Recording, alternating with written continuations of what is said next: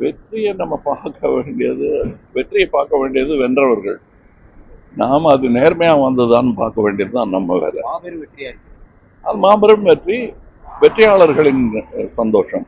நமக்கு அதில் சந்தோஷம் இருக்காங்கிறத தான் நாம் ஆராய வேண்டும். தேசிய இங்கே தமிழகத்தில் வந்து எல்லாருமே வலுக்கக்கூடிய வலிமையான ஒரு போராட்டத்தை எதிர்பார்த்து எப்படி பாக்குறீங்க? ஒரு எளியோருக்கும் புரியாத தன்மையில தான் புரிய வைக்கணும். உங்களுக்கு அதில் பொறுப்பு இருக்கு, எனக்கு பொறுப்பு இருக்கு. என்னால் முடிஞ்ச அளவு நான் செய்கிறேன்.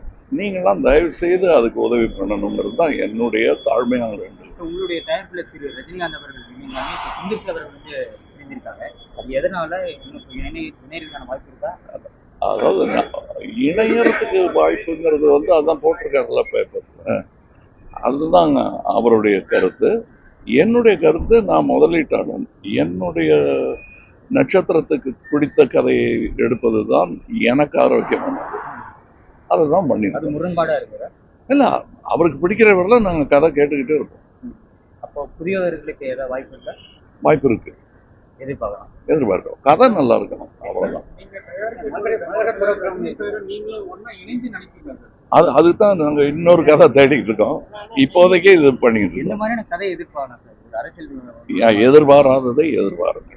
செய்திகளை உடனுக்குடன் தெரிந்து கொள்ள கீழ்கண்ட கேபிள் மற்றும் டிடிஹெச் நெட்வொர்க்குகளில் எம்நாடு செய்தி தொலைக்காட்சியை காணுங்கள். பாதகம் செய்பவரை கண்டால் நாம் பயம் கொள்ளலாகாது பாப்பா. மோதி மிதித்து விடு பாப்பா, அவர் முகத்தில் உமிழ்ந்து விடு பாப்பா.